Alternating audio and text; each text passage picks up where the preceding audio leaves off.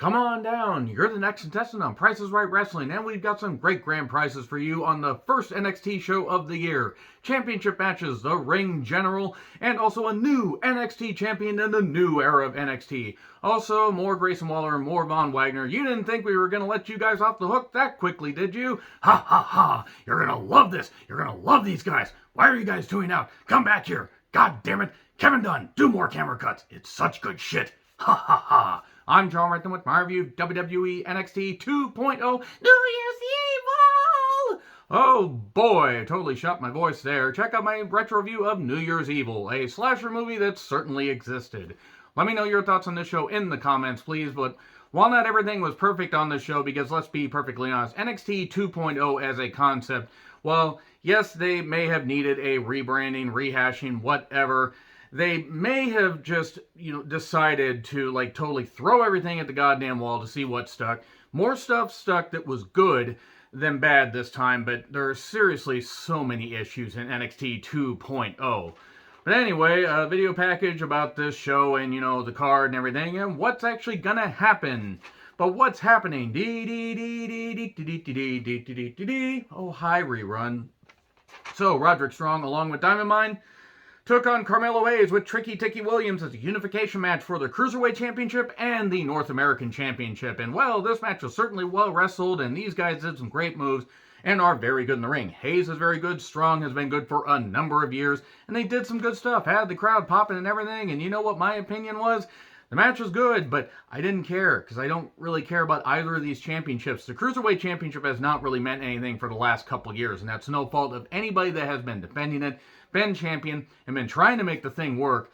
But WWE gave up on the whole Cruiserweight Championship picture pretty goddamn early on. I mean, when they couldn't get Zack Sabre Jr. or Kota Ibushi to sign, and that's a good thing. Take a look at what they're doing in New Japan currently. They're doing some really, really good stuff. They're doing, just so many good things. They gave it to TJP, who held it for a little bit before dropping it to Brian Kendrick, and then Brian Kendrick couldn't handle it, so he handed it off to Rich Swann, who then decided to be a bit of a goddamn bastard, allegedly. And hopefully he has changed his ways, because that's really goddamn stupid to do to your partner, again, allegedly. And then it went to Neville. And pretty much after Neville's reign, they really stopped caring because they gave it to Enzo. The whole point is the Cruiserweight title has not really meant much of anything. The match was fine. I will tell you this, though. The way Strong just runs and fists people constantly, like in the face and other places, I fist people the same way. Have fun unseeing that. There was a huge super X-Plex. That looked really goddamn scary. And move spamming, crazy move spamming. My God. It was just so goddamn scary, though, that all the stuff they were doing, especially that X-Plex. That was beautiful, but very scary. And then we get the axe kick from the top, and I guess Roderick wasn't strong enough to win this. Come on, laugh, guys, come on, laugh. I don't have a laugh track, and if I had that, it would be really goddamn cheesy. I wouldn't laugh at my own jokes. Ha ha ha. But yes, now Carmelo Hayes is a unified champion. Fun fact, the two unified champions that have taken place in NXT's history were both African American. Good. Hopefully Hayes lasts longer than Keith Lee did in the company. I mean that with respect, because seriously, it's fucking ridiculous how they wasted Lee. But hopefully Lee can go on to do great things. Ciampa and Styles talk. Where were you? Where were you on January 6th? I'm just going to say it. Look, I wouldn't be surprised if Ciampa maybe wished that he was there last year. So, the Dusty Rhodes Tag Team Classic is coming back. Why? None of the winners, well, outside of MSK, have really been all that good. I can't really think of too many great winners. It's been a lot of makeshift teams outside of MSK that have won. I'm trying to remember in my head all the Dusty Classic tag teams that have won. I think if I recall correctly, Balor and Joe were the first ever winners. That didn't set off the thing on the right foot, but then again, Dusty was known for doing makeshift tag teams as well, if you will. And Styles comes out to a pop, a long pop. He thanks the fans, says he has regrets. He wished he had started NXT, but he started at the Royal Rumble, debuting there, was on Raw, SmackDown, and WrestleMania, doing some great things, multi-time WWE champion. Hey, here's Waller. I have zero interest in this feud. Also, Waller's shirt was so goddamn loud I couldn't hear the crowd. That brief brawl and life goes on, dull as before. They're having a match in the main event next week, and I can't think of any main event that interests me less, at least on NXT 2.0 television. So, Dunn says he will stop D'Angelo next week. He says, you can't violently finger me and punch and, get something in my mouth without getting bit back. He says, bring the crowbar because you're going to need it. Why would he bring Devon Storm? How would he bring Devon Storm? How would he swing Devon Storm at Pete Dunne's mouth? Peter Dunne. The Axis Power team makes their entrance. Walter, Eichner, and Bartel. Suddenly, we cut to Casey and Caden doing comedy. KKK? That's not good. And Amari Miller is there. I don't know who Amari Miller is, but apparently she has a following. And then Persia and Indy are like, hey, we want the women's tag team championships, which, yes, are still a thing, believe it or not. Who the fuck are the... Oh, wait, it's Gigi and JCJ. How could I forget that JC Jane has a belt on her? And if she... Moving on from that, Tiffany was just there being clueless as ever. If you get it, you get it. Ugh, as if, when she was asked to be the third of this party. And then Wendy Chu, I think that's what she said her name was, Karen Q. I'm just going to say that. Maybe Wendy Q. I have no goddamn idea. She's half asleep. Why are you looking at me like I'm, a ham sandwich? What? What? This is how you utilize your women in stupid backstage segments like this. Also, why is Casey a goddamn cartoon mouse from a discount Disney movie? All right, so, we get some DJ plays, MSK and Riddle to the ring that I was going to call MS Kittle, but then Velveteen Dream would have entered the chat, unless, of course, they were past 18. Fuck Velveteen Dream, I hope he's never allowed in wrestling again. So, what did Carter do to his hair? I'm really wondering that. I dread to find out. And I like MSK as far as athletes. I think they're a very good team. Don't like the Alliance of Riddle, but they're all high bro, so it makes sense. Higher learning. We get it. You smoke weed, you fucks. So, and more importantly, though, I'm asking why he did that to his hair. Don't know why I'm so focused on his hair. Maybe it's because I haven't been able to grow my hair that much in a while because I don't want to. Walter should have hit Riddle a lot harder, so hard that he wanted to go back and see his kids. Unlike Stevie Wonder, who never sees his kids. This was a mess. It wasn't dull, but it was a mess. We get a blockbuster and RKO on Bartel. 1, 2, 3. Hooray! The tag champs get pinned. I noticed halfway through this match that Imperium was the tag team champions. And then Mackenzie is talking to Joe Wayne Gacy and Harlan Myers. They want to be in the tag tournament. Cool. Mandy arrives in a helicopter. At least it wasn't the same helicopter that was in California on January 26, 2020. So, Elektra Lopez says that whoever wins between Zion Quinn and Santos Escobar next week gets her. Elektra Lopez on a pole match. Elektra Lopez on a pole. I'm just going to let that... Okay, now I really lost my train of thought. I'm going to move on to Cora...